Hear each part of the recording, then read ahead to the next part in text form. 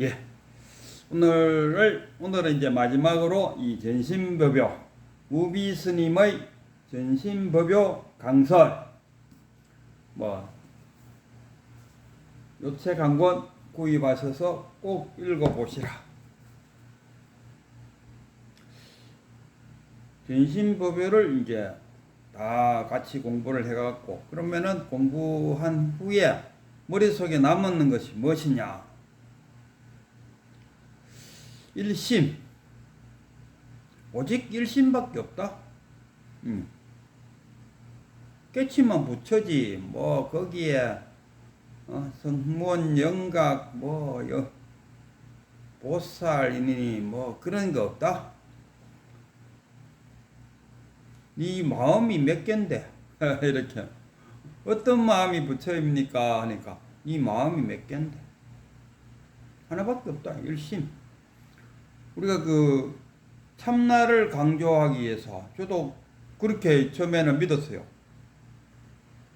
이 몸뚱어리와 생각과 느낌, 오감은 내가 아니다.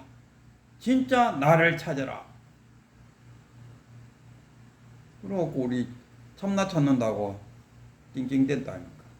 참나 해보면 뭡니까? 우리가 무명, 행식, 명식, 그 다음에 유기비 되는.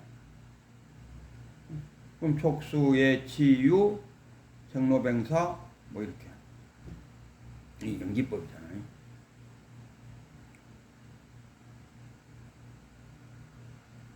마음. 그러면은 우리가 불이 아니다. 이렇게 했잖아요. 그러면 마음하고 생각하고 느낌하고 이거는 분리돼야 된다. 그럼 둘이라니요. 그 말이 아니야.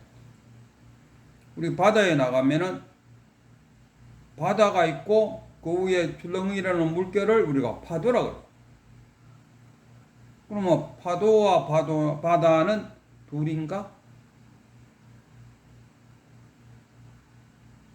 누가 봐도 하나죠. 이름은 바다와 파도라고 말하지만 본질에 들어가면 하나잖아요.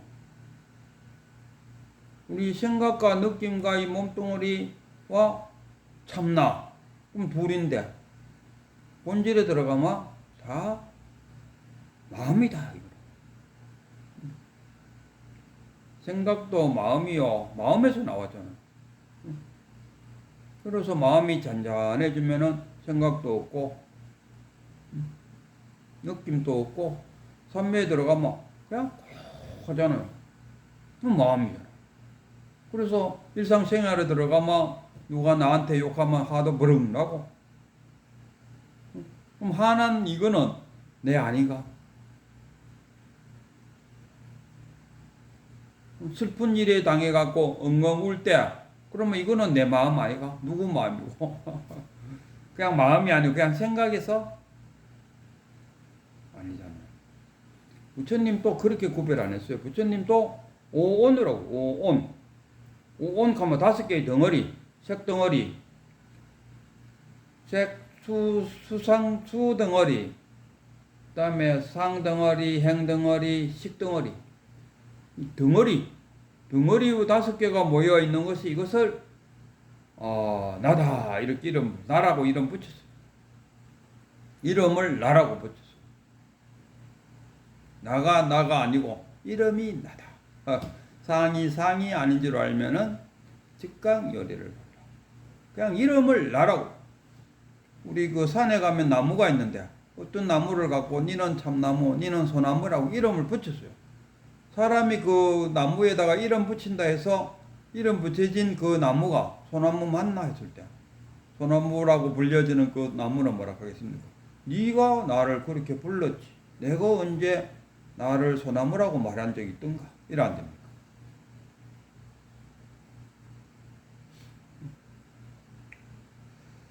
그리고 또 이 공부를 하면서 느낀 게 뭐냐 하면 우리가 업보 전생의 업보 때문에 이번 생에 이렇게 고통을 겪는다.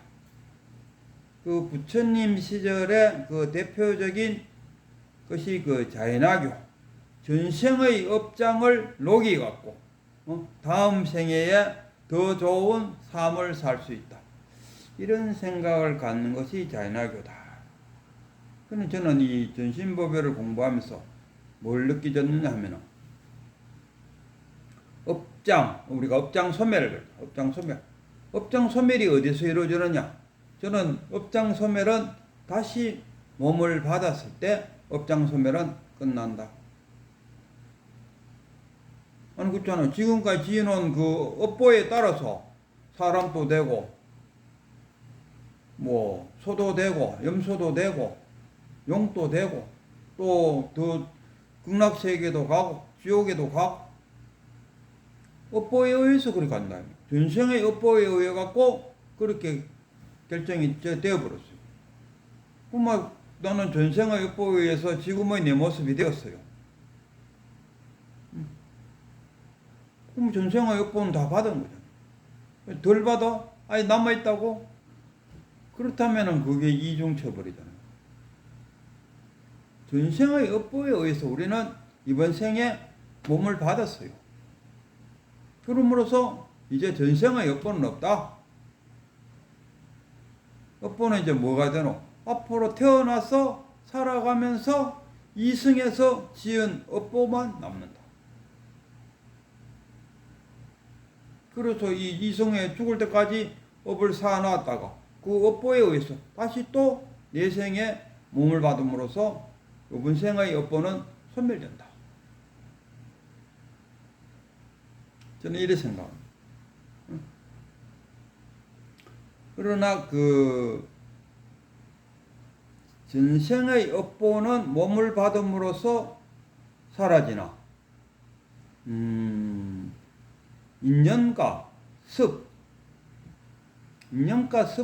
상속된다. 이렇게 인연과 습은 상속된다. 인연 따라 미국에도 태어날 수 있고 한국에도 태어날 수 있고 한국에도 대구에서 태어날 수 있고 서울에서. 왜? 인연 따라. 그럼 습은 뭐냐? 전생에 내가 만약에 음악을 좋아했다면 이번 생에 태어나서도 전생의 습에 의해 갖고 음악을 좋아한다. 음악에 재능이 있다. 왜? 전생에 사는 습이 있기 때문에. 우리 사람이 살아가는 가만 보면은 왜 서울이나 미국이나 아프리카에 태어나도 되는데 굳이 지금 여기에 태어났을까? 인연이다. 인연이에요. 인연이 뭡니까? 내가 인이면은 거기에 연이 붙어요. 주변에 있는 거 모든 것은 다 연이죠. 나무가 하나 있는데 이 나무가 자라기 위해서는 연을 가져야 돼요. 왜? 무슨 연?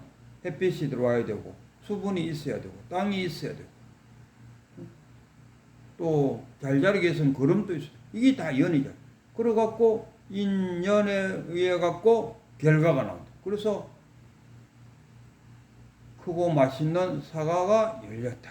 이게 결과잖아. 이 인연과. 그래서 우리가 죽고 태어나고 하더라도 이 영혼이 있어갖고 영혼이 윤회를 한다. 그렇게 보면은 달라이 라마는 그러니까 도울 선생하고 달라이 라마하고 만났어요. 그러니까 도울 선생이 아이고 부처님의 하신입니다 하니까 달라이 라마가 깜짝 놀라면서 아닙니다. 나는 전생의 납니다. 전생의 달라이 라마가 이번 생에 한 생에 한 지금이 냅니다. 이런 한생설을 이야기해요. 부처님의 경전 속에는 한생이라는 표현을 잘 안 썼어요. 윤회한다. 윤회의 근원이 있고 부처님이 처음 주장한 것이 아니고 인도인들의 깊은 뿌리, 종교를 떠난 깊은 뿌리가 있었다. 우리는 뭡니까? 한국은 죽으면 영혼이 있어갖고 귀신 한국에는 귀신이 있죠. 귀신이 돼갖고 원한을 갖기도 하고 귀신이 직접 나타나기도 하고 귀신에 의하여 다시 또 환생하기도 하고. 우리나라도 뭐 그 불교 그 할 때 그 뭡니까 불국사 짓는 그 보면은 김대성인가 뭐 이름을 손바닥에 적어갖고 또 뭐 이거 갑자기 그 스님이 생각이 안 나네. 뭐 옆집에 옆 동네 물소로 태어나. 또 뭐 우리나라 같으면은 성조가 정조, 영조, 정조, 영조잖아요. 그러고 뭐 아들이 없길래 어느 스님이 환생해갖고 아들로 태어났다. 이 환생수를 우리나라는 믿고 있더라고요. 부처님의 그 경전 속에 들어가 보면은 경전 속에서는 그 환생설을 그러니까 아토만은 없다고 해요. 부처님은 아토만이 어딨노? 오온이다 이거라. 무상이다. 오온이 끝없이 무상하고 있다. 그 작자는 없어도 업보는 있다. 뭐 이런 식도 이야기하고. 그리고 환생설을 부처님은 이야기하지 않고 윤회설을 이야기했죠. 뭐가 윤회되냐 했을 때 인연과 습이 윤회된다. 저는 이렇게 말하고 싶어요. 그리고 업장은 내가 전생에 지은 업은 이번 생에 몸을 받음으로써 내가 뭐 뱀이나 소나 양이나 말이나 어떠하여튼 간에 인간이나 뭐 어떤 몸을 받았다. 몸을 받게 되고 그러니까 좋은 선업을 쌓았으면은 극락세계에 갈 것이고 그보다 조금 아래 것도만 인간이 됐을 거고 그보다 더 밑에 것도만 동물이 될 거고 하여튼 간에 전생에 지어놓은 업은 그 업보에 의해서 지금 내 몸을 받았다. 그리고 앞으로의 삶은 또 내가 지어놓은 업보가 점점 또 쌓인다. 그 착한 업을 많이 쌓으면은 내 생에는 국락을 가든가 아니면 어떤 재능을 갖고 태어나거나 아니면 태어날 때부터 깨달은 자가 되거나 조주선사라든가 이런 분들은 아예 막 태어나면서부터 깨달아서 태어났다.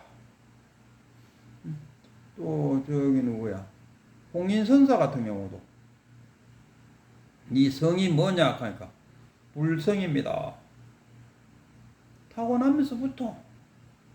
태어나면서부터 이미 한번 깨쳐갖고 나오셨다.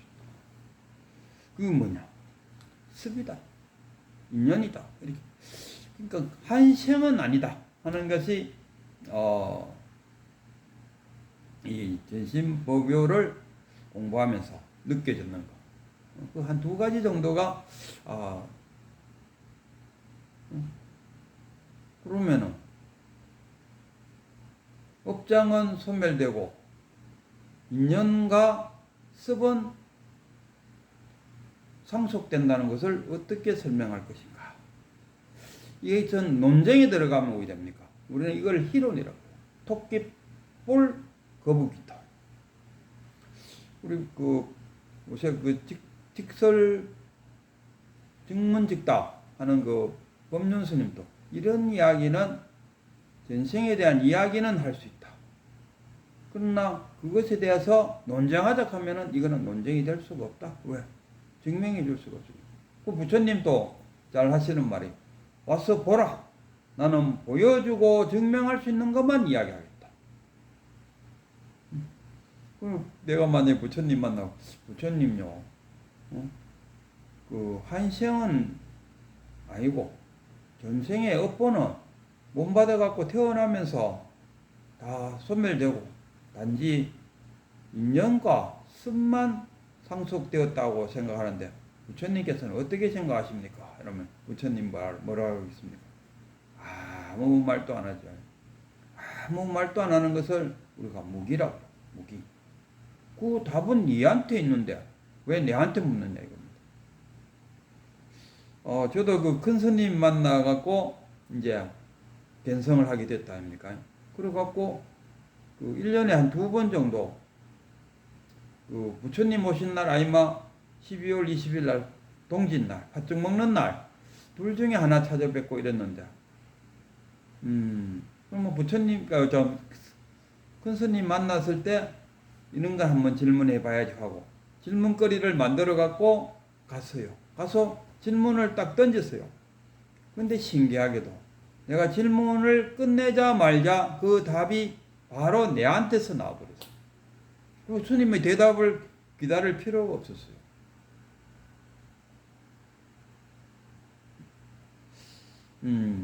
그러니까 이 깨쳐버리면은 질문할 게 없죠. 그래서 우리는 돈수요.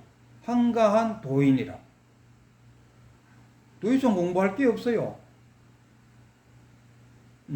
질문할 게 없어요, 질문. 근데 경전은 왜 보노? 하니까 큰 스님이, 경전을 보는 것은, 그렇다고 해서 맨날 산천만 이래 보고 있을 수는 없다, 이거. 그러니까 산천만 보고 있을 수는 없으니까 그냥 경전을 보고 있을 뿐이지. 눈가림이야. 도인이 경전을 보는 것은 경전 속에서 어떤 지식을 구하는 것이 아니고 하나의 눈가림이다. 이등간에 그런 전신법요. 요지는 전신법요가 말하고 싶은 요지는 마음 하나밖에 없다. 이거. 견성이 뭐냐? 마음을 아는 거. 이게 내 마음이라는 거 아는 거. 그게 견성이다. 그리고 마음은 뭐 중생 마음 있고 성인 마음 있고 뭐 이런 거냐? 아니다. 마음은 하나밖에 없다. 깨달으면 부처지. 뭐 성문영가 보살이 어딨노? 이런 이야기. 탁 깨치면 부처다. 마음 하나 깨친다. 뭘 깨치노? 마음을 깨친다. 수행해갖고 태권도 구단 따기 위해서 온갖 노력을 해갖고 태권도 구단 단증을 받는 것이 아니고 그냥 내한테 있는 것을 있다는 것을 탁 알아채는 그게 깨달음이지. 딴 거 뭐 어디서 갖고 오는 거 아닙니까? 그 부처님도 그러잖아. 내가 그 연등 부처를 만나갖고 수기를 받았는데 내가 그러면 연등 부처한테 뭔가 얻은 거 있느냐? 그러니까 수보리가 얻은 것은 없습니다. 다 이미 아마 구족돼 있다 이거. 구족돼 있는데 뭘 또 얻겠습니까? 그래서 깨달으면은 바로 구족된 상태. 깨닫는다는 것은 뭐냐? 이미 내가 갖고 있다는 것을 아는 것. 이게 깨달음이다. 이런 이야기.